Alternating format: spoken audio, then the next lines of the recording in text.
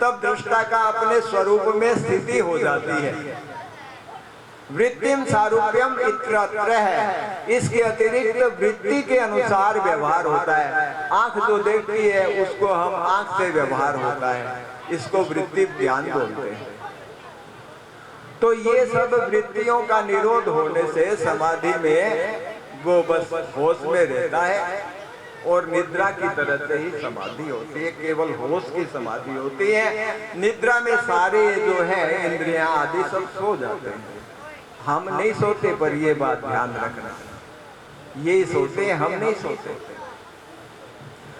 इस प्रकार से ब्रह्म भूतम विक्रियम, वो ब्रह्म भाव को प्राप्त थे और क्रिया से रहित थे, समाधि स्थिर थे, अविचल भाव से बैठे थे। राजा ने जाकर देखा कि देखो ये जो समाधि है ना, ये समाधि एक तो योग की समाधि है, मैंने आपको बताया वो योग की समाधि है। महर्षि समीक ने जो समाधि लगा रखी थी वो योग की समाधि थी। एक वेदांत की समाधि है। वेदांत की समाधि क्या है? वो ये है खुले नयन परमार्थ देखो, खुले नेत्रों से ही मैं भगवान का दर्शन करता हूँ। क्या है वो समाधि? सुनिए। साधो सहज समाधि भली, साधो सहज समाधि भली, गुरु प्रताप जा दिन ते उपजे, गुरु प्रताप जा दिन ते उपजे, दिन दिन अधिक चले, दिन दिन अधिक चले, साधो सहज समाधि भली, के साधो सहज समाधि भली।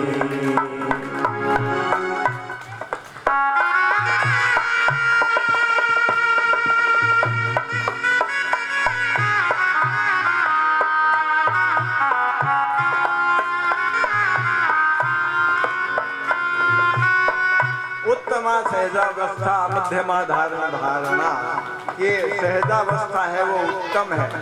मध्यमा ध्यान धारणा, ध्यान और धारणा करना मध्यम अवस्था है।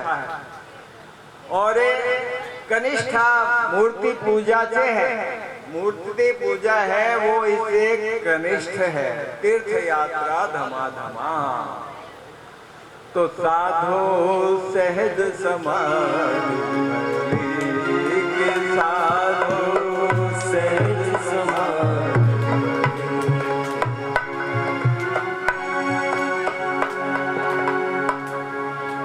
जह जह डोलो सोई परिक्रमा, डोलो सोई परिक्रमा, जो कुछ करो सो सेवा, जो कुछ करो सो सेवा, जब सो तबे करो दंडवत, जब सो तबे करो दंडवत, पूजो रन देवा, साधो सहज समाधि भली, के साधो सहज समाधि भली, गुरु प्रताप जा दिन ते उपजे, गुरु प्रताप जा दिन ते उपजे, दिन दिन अधिक चले, कि साधो सहज समाधि भली, कि साधो सहज समाधि भली, साधो।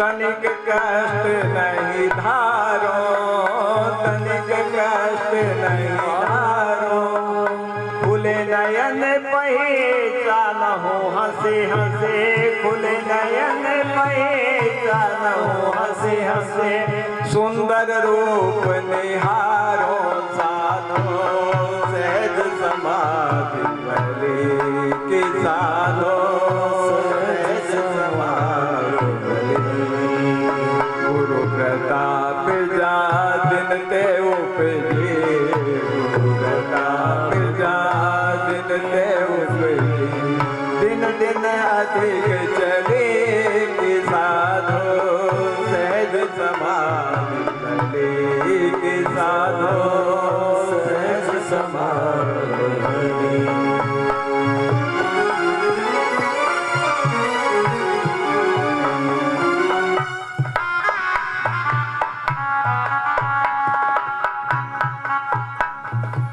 कहो सो नाम सुनो सो ही सुमिरन कहो सो नाम सुनो सो ही सुमिरन खाओ पीओ सो ही पूजा खाओ पीओ सो ही पूजा गिरह उजाड़ एक सम देखो गिरह उजाड़ एक सम देखो भावन राखो दूजा साधो सहज समाधि भले कि साधो सहज समाधि भले शब्द निरंतर सो मन लागा शब्द निरंतर सो मन लागा मलिन वासना त्यागे मलिन वासना त्यागे उठत बैठत कबहु न छूटे उठत बैठत कबहु न छूटे ऐसी तारी लागी साधो सहज समाधि भले कि साधो सहज समाधि के साधो सहज समाधि हरि कहते कबीर कबीर जी कहते हैं ये कह कबीर ये है उन मन रहनी कह कबीर ये है अनमन रहनी सोई प्रगट करी गाए सोई प्रगट करी गाए दुख सुख से कोई परे परम पदे दुख सुख से कोई परे परम पदे ते पद रहा समाई साधो सहज समाधि भले कि साधो सहज समाधि गुरु प्रताप जा दिन ते उपजे गुरु प्रताप जा दिन ते उपजे दिन दिन अधिक चले कि साधो सहज समाधि भले कि साधो सहज समाधि भले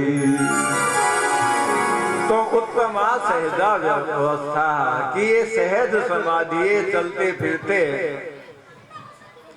सोवत बैठत पड़े उताने और कहे कबीर हम वही ठिकाने सोते उठते बैठते चलते कबीर कहते हैं कि हम तो उसी ठोर रहते हैं तो ये सतत चलने वाली समाधि है।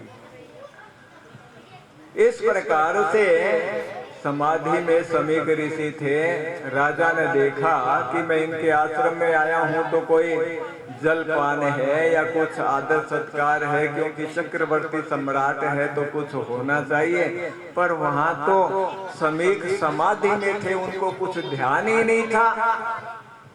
तो राजा के मन में एक विचार आया, कली के प्रभाव से कुभाव आया क्या कि ये निश्चय ही मेरे को देखकर आंख बंद किए हुए बैठे हैं कि राजा का सत्कार करना पड़ेगा, इसको बिठाना पड़ेगा, इसलिए आंख मूंद कर बैठे हैं। तो उन्होंने कहा कि देखे तो सही इनकी समाधि सही है क्या। तो एक मरा हुआ सर्प पड़ा था, उसको धनुष से उठाया और राजा के गले, उसमें साधु के गले में जो है, समीक ऋषि के गले में राजा ने डाल दिया। अब राजा चाहते तो उसको देखा कि उससे कोई हलचल नहीं हुई तो हटा भी देते, पर उन्होंने ऐसा नहीं किया। वो सर्प डाल के वहां से चले गए। पास में ही थोड़ी दूर पर उनका पुत्र श्रृंगी ऋषि था। वो बालकों के साथ नदी के किनारे पर खेल रहा था। किसी ने जाकर उसको सूचना दी कि तुम्हारे पिताजी के गले में इस तरह से राजा ने मरा हुआ सर्प डाल दिया। तो उसको बड़ा दुख हुआ, क्रोध आया कि राजा की ये हिम्मत कि हमारे आश्रम के भीतर चला जाए और फिर इस तरह का कृत्य करे। मैं आज जो है उसे ऋषित्व का प्रभाव है, जो ऋषि का क्या प्रभाव होता है वो दिखाता हूँ। तो उन्होंने जल लिया नदी से और हाथ में जल लेकर राजा को शाप दे दिया कि तुमने जो मरा हुआ सर्प डाला है तो आज से 7वें दिन तुम्हें तक्षक नाग है वो ही डस लेगा। जब राजा को इस तरह से शाप दिया तो साप देकर वो बालक है वो आश्रम में आया और पिता के गले लगकर रोने लगा। पिता की समाधि खुली तो उन्होंने रोने का कारण पूछा। मरे हुए सर्प को दूसरी तरफ फेंका, पूछा तो उसने सारी बात बताई। तो ऋषि ने कहा कि अरे तुमने ये अबोध बालक क्या कर डाला। वही तो ऐसे राजा थे जिसके राज्य में ये सब हम कर रहे थे। कितने प्रजा वत्सल राजा थे, भगवान के भक्त थे, और तुमने अनजाने में एक छोटे से अपराध पर इतना बड़ा शाप दे दिया। तुमने ये बहुत बुरा किया। पर अब क्या किया जाए, जो होना था वो तो हो गया। इस प्रकार से ऋषि ने सोचा कि राजा को सूचना देनी चाहिए ताकि वो मृत्यु की तैयारी कर सके। इधर राजा जो है वो अपने राज्य में गए, जाकर उन्होंने मुकुट उतारा। तो जैसे ही मुकुट उतारा तो झटका सा लगा, उनको याद आया कि मैंने ये क्या कर दिया। एक ऋषि के गले में मारा हुआ सर्प डाल दिया। ये मेरी कुबुद्धि कैसे हुई। मेरा राज्य है वो नष्ट हो जाए, कोष जल जाए, मुझे इनसे कुछ भी नहीं। लेकिन मेरे ऐसे कुविचार है वो कैसे आ सकते। मैं पांडवों का वंशज, भगवान का भक्त, फिर मेरे ऐसे भाव। तो वो पश्चाताप की अग्नि में जलने लगे। ऐसे में ऋषि के द्वारा भेजा हुआ जो बालक था उसने जाकर राजा को सूचना दी कि राजन आपको शाप हो गया है और आज के 7वें दिन आपको तक्षक नाग डस लेगा। तो राजा ने जैसे ही ये सुना तो उनको बड़ी सांत्वना हुई कि मुझे मेरे कृत्य का जो है वो तत्काल फल मिल गया। अब उन्होंने राज्य है वो अपने पुत्र जन्माजय को दे दिया, राजगद्दी पर उसे बिठा दिया। और आप जो है प्रायोपवेशन करके, प्रायोपवेशन किसे कहते हैं कि अन्न जल का त्याग कर दिया और जाकर गंगा जी के तट पर चले गए। वहां पर देखा कि इतना बड़ा चक्रवर्ती सम्राट है वो राज्य त्याग कर क्षण में ही और आकर गंगा जी के किनारे बैठ गए। तो ऋषि महर्षि लोग है वो वहां पर आए तो उनका उन्होंने आदर सत्कार किया और उनसे कहा कि देखो आप कितने कृपाशील हो कि मैंने एक ऋषि के साथ ऐसा अनाचार किया पर फिर भी आप मेरे ऊपर कितनी वत्सलता करते हो, कृपा करते हो। इसलिए मैं आपसे हाथ जोड़कर प्रार्थना करता हूँ कि आप कृपा करके मुझे बताइए कि यहाँ म्रियमाण का क्या कर्तव्य है। जो मरने वाला है उसको क्या करना चाहिए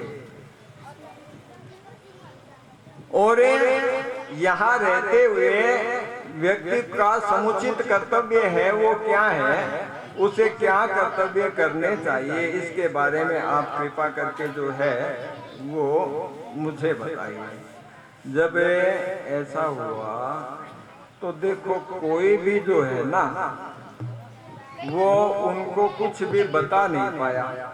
सोचने लगे कि भाई 7 दिन के बाद ही राजा की मृत्यु हो जाने वाली है तो 7 दिन में इनकी मुक्ति है वो कैसे हो, कैसे ये पार पहुंचे। ये किसी के भी क्या है कि समझ में नहीं आ रहा था। तो जब किसी ने कोई निश्चित करके नहीं कहा, तब वहां पर सुखदेव जी जो है वो वहां पर पधारे। और सुखदेव जी कैसे हैं कि निज लाभ तुष्ट है, अपने लाभ से ही जो प्रसन्न है। और 18 वर्ष की उनकी आयु है और भगवान का चिंतन करते करते भगवत स्वरूप ही हो गए हैं। ऐसे सुखदेव जी आए, उनके पीछे बच्चे हैं, स्त्रियां हैं, वो चल रही है कि नंगा बाबा, कोई धूल फेंक रहा है, कोई पत्थर फेंक रहा है, पर वो भगवान के चिंतन में लीन है। लंगोटी की भी सुध बुध रही नहीं। ऐसे सुखदेव जी वहां आए तो लोगों ने अनुमान से जाना कि ये सुखदेव परमहंस हो सकते हैं। तो राजा को पता चला, तो राजा ने उनकी पूजा अर्चा की, उनको रोका और उनको एक दिव्य आसन पर बिठाया। और बिठाकर राजा ने उनसे भी यही प्रश्न किया कि म्रियमाण का, देखो हम सब म्रियमाणी हैं, यहाँ पर जो आया है वो मरने वाला ही है। और दिन भी सप्ताह में 7 ही दिन होते हैं, तो 7 दिन में से एक दिन सबका निश्चित होता है। तो इस प्रकार से उन्होंने म्रियमाण का क्या कर्तव्य है और यहाँ रहते हुए सभी प्रकार से मनुष्य को क्या करना चाहिए, क्या छोड़ना चाहिए उसे, और किसे क्या उसे नहीं करना चाहिए, ये दोनों प्रकार की कृपा करके आप बताइए।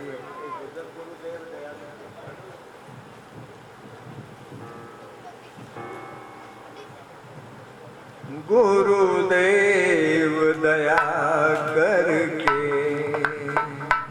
हमको अपना लेना, गुरुदेव दया करके मुझको अपना लेना।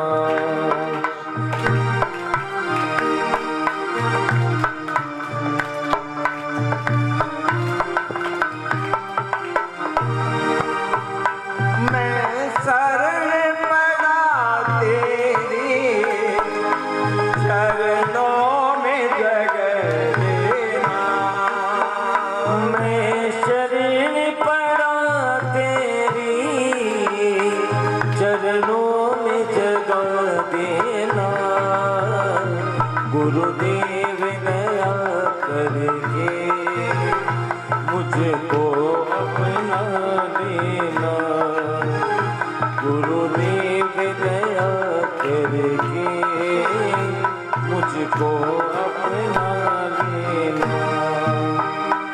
करुणा निधि नाम तेरा, करुणा दिखलाओ तुम, करुणा निधि नाम तेरा, करुणा दिखलाओ तुम।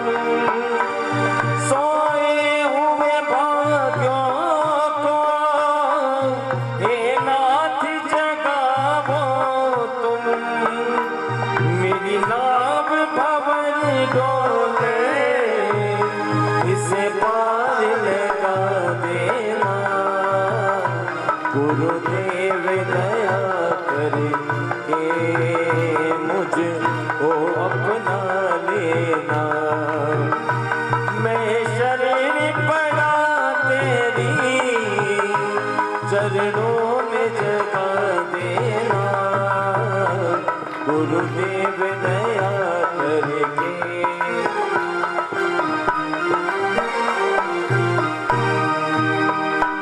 तुम सुख के सागर हो, निर्धन के सहारे हो, तुम सुख के सागर हो, निर्धन के सहारे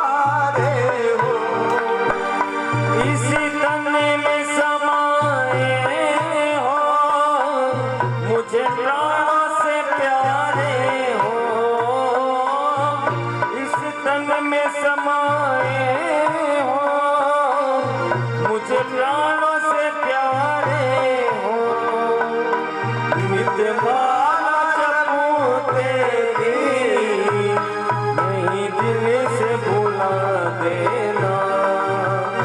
नित्य माला जपूं तेरी, नहीं दिल से भुला देना। गुरुदेव दया करके मुझको अपना लेना।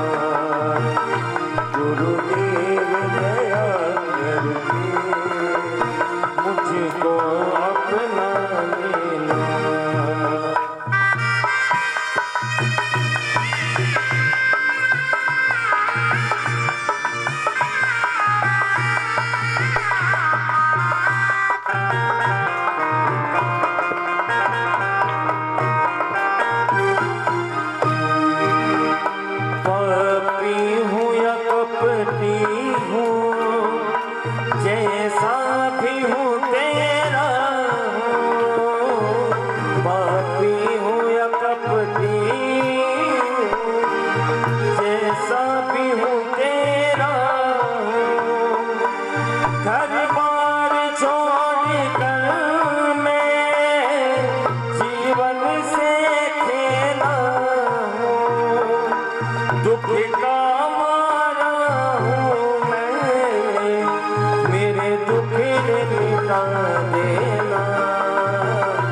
गुरुदेव दया करके मुझको अपना लेना। मैं शरण पड़ा तेरी चरणों में जगा देना। गुरुदेव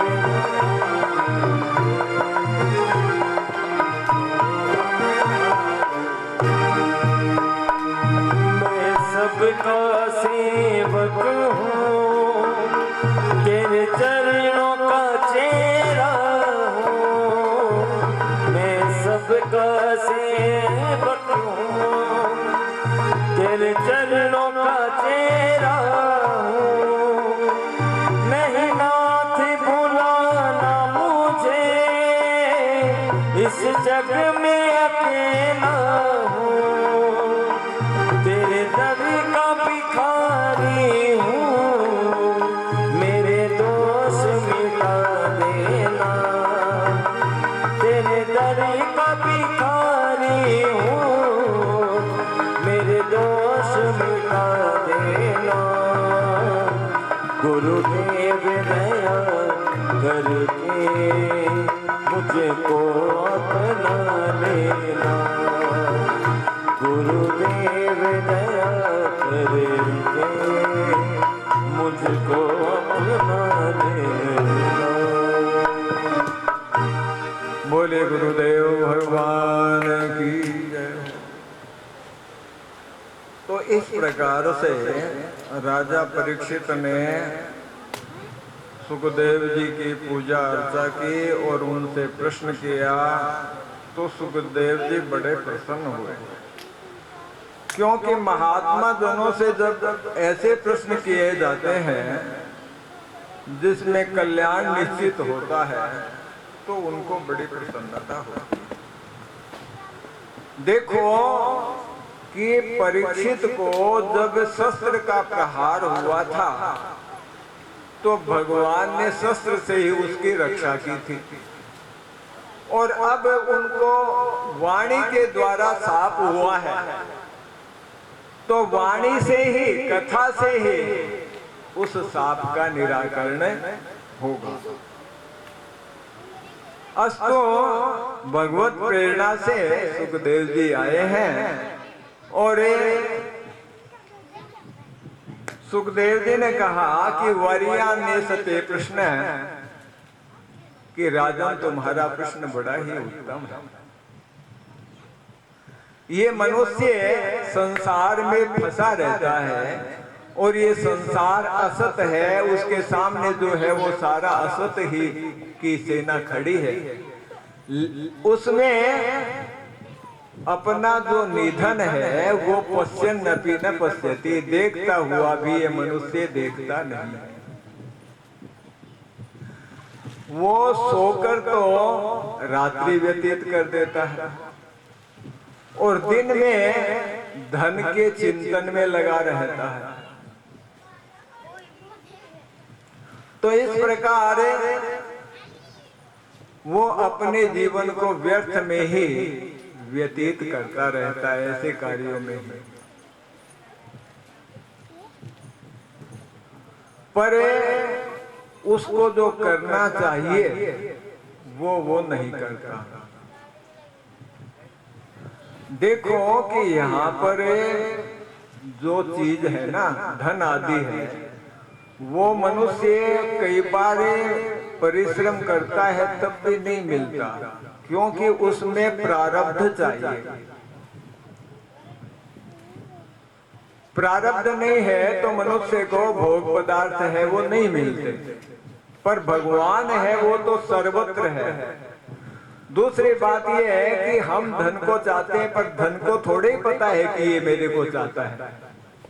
धन तो जड़ है, लेकिन परमात्मा को यदि चाहा जाए, वो अचाह होकर संसार की चाह छोड़कर परमात्मा की चाह करता है, तो परमात्मा की चाह पूरी हो जाती है। क्यों हो जाती है? कि परमात्मा तो चेतन है, वो जानते हैं कि ये मेरे को चाहता है। तो इसलिए संसार से जब अचाह होता है, चाहे तो है बहुत बुरी और सो नीचन ते नीच, तू तो पूर्ण ब्रह्म था जो चाहन होती बीच।